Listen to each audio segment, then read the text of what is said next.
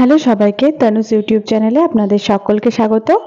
শীত তো প্রায় চলেই এসছে। আজ আমার রেসিপি পাটিসাপটা। একদমই চালের গুঁড়ো ইউজ না করে কিভাবে আপনারা এরকম নরম তুলতুলে পাটিসাপটা বানাবেন এবং পাটিসাপটার পুরটাও যদি নারকেল না থাকে সেক্ষেত্রে কম নারকেল দিয়ে কিভাবে বানাবেন, চলুন আমি আমার পদ্ধতিতে দেখিয়ে দিই। আমি এটা 12 মাস আপনারা চাইলে বানাতে পারেন। যারা পাটিসাপটা লাভার, যারা খুবই পাটিসাপটা পছন্দ করে, তারা যখন তখন খেতে পারেন ইচ্ছা করলেই। তো চলুন বেশি কথা না বাড়িয়ে আমি এরকম একটা পাটিসাপটা রেসিপি আপনাদের সাথে শেয়ার করি। তো দেখুন, ফার্স্টে আমি কিছু জিনিস ব্যবহার করছি, স্বাদ দুগুণ বেড়ে যাবে এই জিনিসগুলো ব্যবহার করলে। ফার্স্টে দেখুন, আমি একদমই সামান্য পরিমাণে কাঁচা সুজি ব্যবহার করছি। এর মধ্যে আমি কোনো রকম সুজিটাকে ভাজছি না, কিচ্ছু না। কাঁচা সুজির মধ্যে দিয়ে দিলাম আমি সামান্য, আমার কাছে নারকেলের আমার কাছে ফ্রেশ নারকেল ছিল না, নারকেলের গুঁড়ো ছিল, শুকনো নারকেল, তো সেটাই দিলাম। সামান্য একটু লবণ দিলাম, কারণ আমরা বাঙালি, একটু লবণ না দিলে কোনো কিছুই পছন্দ করি না সেইভাবে। একটু এলাচের গুঁড়ো দিলাম এর মধ্যে।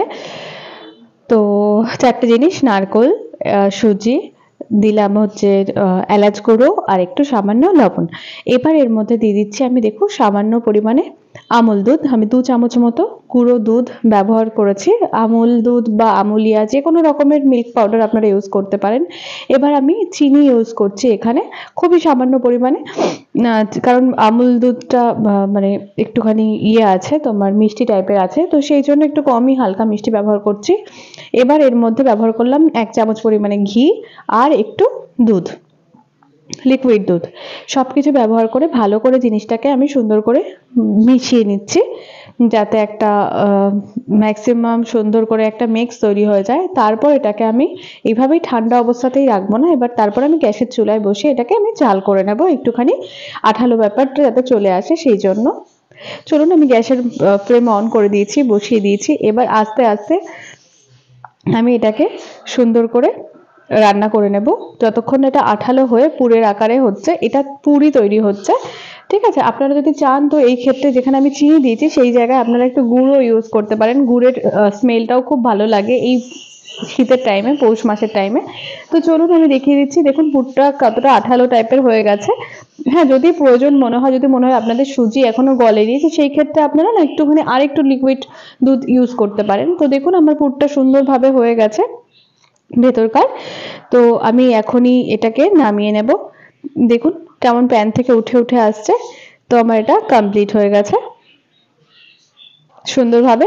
অনেকে না আরেকটু এটাকে নরম নরম রাখে, তো আমি এরকমই রেখেছি, একটু শক্ত শক্ত টাইপসের। আপনারা চাইলে একটু নরম নরম খিরসা টাইপেরও রাখতে পারেন। আচ্ছা, এখানে দেখুন আমি বাটির মধ্যে জাল করা দুধ নিয়ে নিয়েছি। এটা একদমই রুম টেম্পারেচারে রাখা দুধ, খুবই একটা গরম দুধ নয়। হ্যাঁ, তার মধ্যে দিয়ে দিলাম আমি 1 কাপ মতো সুজি, ঠিক আছে। দুধের মধ্যে দিয়ে দিলাম সুজি 1 কাপ মতো। এবার আমি দিচ্ছি ময়দা। আমি 2 কাপ মতো 3 কাপ মতো আমি ময়দার ইউজ করেছি। এর মধ্যে দিচ্ছি সামান্য লবণ আর একটু দুধ দিয়ে আমি ভালো করে এটাকে একটা পেস্ট তৈরি করে নেব।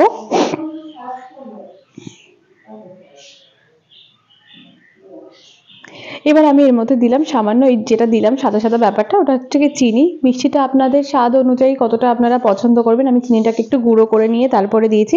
আপনারা চাইলে এর মধ্যেও এলাচ গুঁড়ো দিতে পারেন সুন্দর স্মেলের জন্য।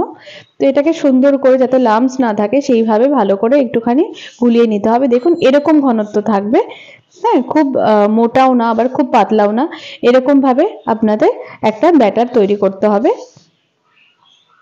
ব্যাটারটা আমার কমপ্লিট হয়ে গেছে। এটা কিছুক্ষণের জন্য রেস্টে রাখবো আমি, ঠিক কিছুক্ষণ 10 মিনিট রেস্টে রাখার পর আমি এখানে দেখুন একটা বেগুনটাকে কেটে নিই, বেগুনের যে বোটাটা থাকে সেটা দিয়ে একটুখানি ঘি ব্রাশ করে নিলাম।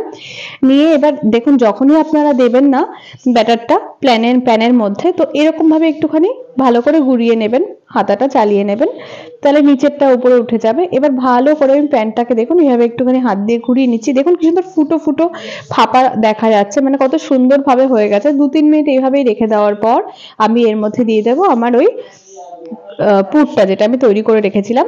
দেখুন উপর থেকে দেখাই যাচ্ছে কত সুন্দর, একদম দেখুন ফুটো ফুটো হয়ে গেছে, কত ভালোভাবে তৈরি হয়েছে। এবার এটা কিছুক্ষণ রেখে, জাস্ট 2-3 মিনিট এভাবে রেখে আমি চারিপাশে ঘুরিয়ে ঘুরিয়ে করে নিয়ে নামিয়ে দেব। আপনারা ঘিয়ের জায়গায় তেলও ব্রাশ করে নিতে পারেন, সেই ক্ষেত্রেও ভালো হবে।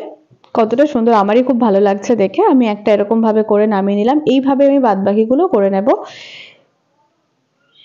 এইবার আমি আবারও একটা বেগুনের বোটার সাহায্যে এরকম ভাবে একটুখানি ঘি বা অয়েল ব্রাশ করে নেবেন। নেওয়ার পর এবার এর মধ্যে আবারও 1 চামচ করে ওই ব্যাটারটা আপনারা দিয়ে দেবেন। দিয়ে একটুখানি ভালো করে এরকম সুন্দর করে একটু ঘুরিয়ে নিয়ে একটু বসিয়ে রাখলেই ব্যাস, দেখুন এরকম ফুটো ফুটো ওঠা শুরু হয়ে গেছে।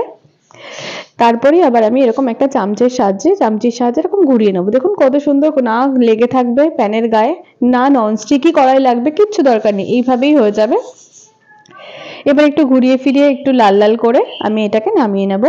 আপনারা চাইলে সাদাতেও রাখতে পারেন, হ্যাঁ, আঁচ কমিয়ে কমিয়ে। দেখুন এইভাবে সমস্ত পাটিসাপটাগুলো আমি করে নেব। এইভাবে সহজ পদ্ধতিতে আপনারাও বাড়িতে বানিয়ে ফেলতে পারেন আমার মতো পাটিসাপটা। আমার রেসিপিটি কেমন লাগলো প্লিজ আমাকে জানাবেন এবং কমেন্টে অবশ্যই বলবেন যে আমার বাদবাকি মানে রেসিপিগুলো কেমন হচ্ছে। আপনাদের কমেন্ট আমার খুব ভালো লাগে, আমি উৎসাহ পাই নতুন নতুন রান্না করার জন্য।